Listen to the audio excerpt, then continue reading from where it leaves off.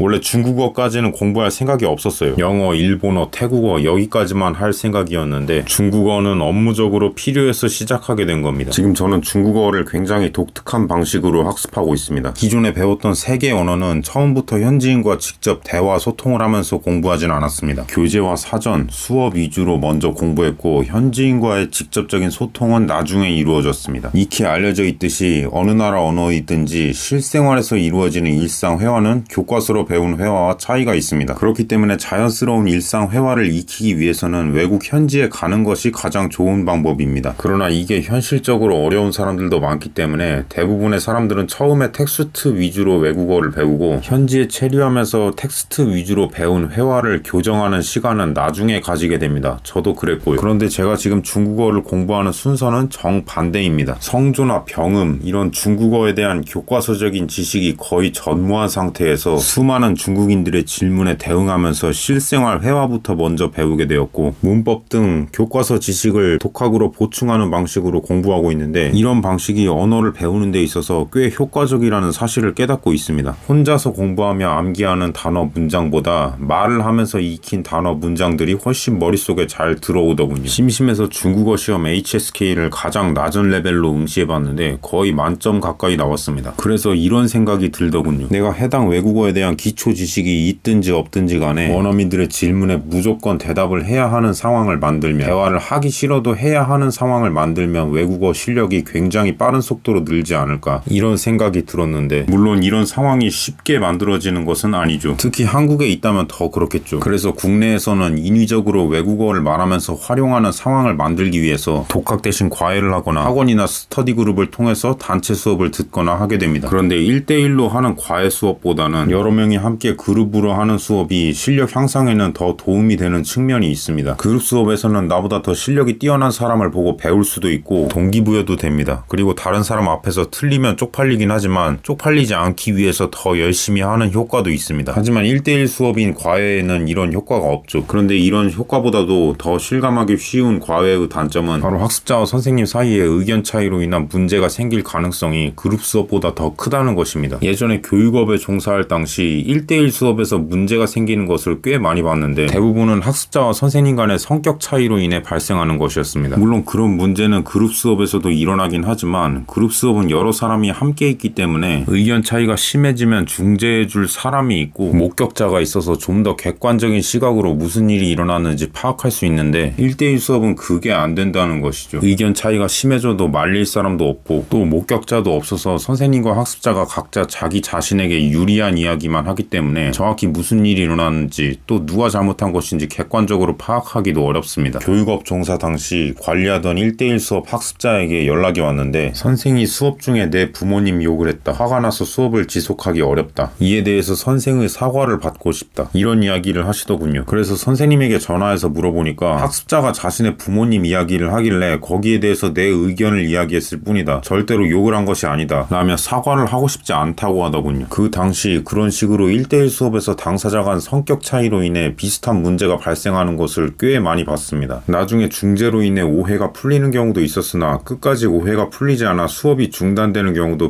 비일비재했습니다. 물론 정상적으로 문제없이 진행되는 1대1 수업도 많았는데 그런 경우는 서로 성격적으로 잘 맞아떨어지는 태국어로 케미 뚜롱깐이라고 하죠. 그렇게 케미가 뚜롱깐한 사람들끼리 서로 만났거나 아니면 둘 중 한 명이 이해심이 깊어서 상대방에게 잘 맞춰주거나 그런 케이스였습니다. 그런데 그렇게 성격적으로 잘 맞는 선생님을 만나는 것이 쉽지 않습니다. 만약 여러분이 성격 차이를 별로 민감하게 받아들이지 않는 사람이거나 혹은 과외를 해줄 선생님이 내가 예전부터 잘 알고 있던 사람이라서 성격이나 가르치는 스타일 이런 것들을 내가 이미 어느 정도는 알고 있다. 그렇다면 1대1 과외를 받아도 상관없습니다. 하지만 그게 아니라면 그다지 추천하고 싶지는 않네요. 교육업 재직 당시 좋지 않은 사례들을 너무 많이 목격했거든요. 그래서 당시 느낀 점은 성인 대상 외국어 교육에서 의외로 선생님들의 실력은 평균 이상만 된다면 학습자들에게 크게 중요한 요소는 아니었고 성격적인 부분을 중요시하는 학습자들이 훨씬 많았다는 것입니다. 물론 예외는 있었지만 일반적인 경향이 그러했습니다. 이것은 예전에 제가 듀크 RTL 어학원 영상에서도 이야기했던 것이지만 교육업이 언젠가부터 점점 서비스업처럼 변해가고 있기 때문이겠죠. 교육업 재직 당시에도 보면 선생님들은 여타 서비스 직종처럼 여성이 거의 대부분이었고 남성 학습자들도 1대1 수업 선생님은 선생님으로 8-90% 정도가 여성 선생님을 원했습니다. 이건 뭐 남자로서 어쩔 수 없는 부분이긴 한데 이런 경향은 태국에서도 마찬가지로 나타나는 것 같습니다. 태국에서 태국어 배워보신 분들은 아시겠지만 방콕 유명 어학원에서 남자 선생님을 찾기가 어렵죠. 물론 여성 선생님도 좋긴 하지만 수업을 오래 지속시키기 위해서 정말로 더 중요한 것은 따로 있다는 점을 태국어를 1:1 수업으로 배우고자 하시는 분들은 이 점을 염두에 두시길 바랍니다. 아무튼 제가 태국어를 배우고 느낀 점은 지금까지 제가 배운 언어 중에서 제일 신기한 언어라는 것입니다. 앞서 언급한 언어들 외에도 저는 터키어도 잠깐 배워보고 독일어도 잠깐 배워봤지만 태국어같이 신기한 언어는 여태까지 본 적이 없어요. 얼마 전에 태국에서 활동하는 어느 서양인 인플루언서의 영상을 봤는데 태국에서 범죄를 저지른 서양인을 비난하며